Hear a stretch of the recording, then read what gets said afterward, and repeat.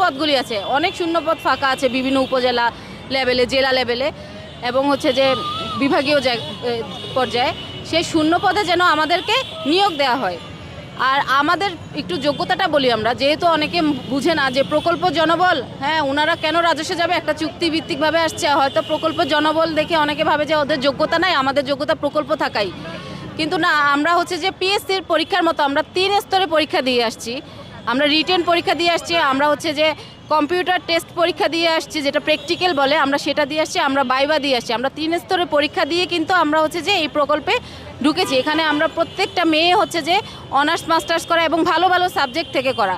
অনেকেই আছে public university, private university, national university.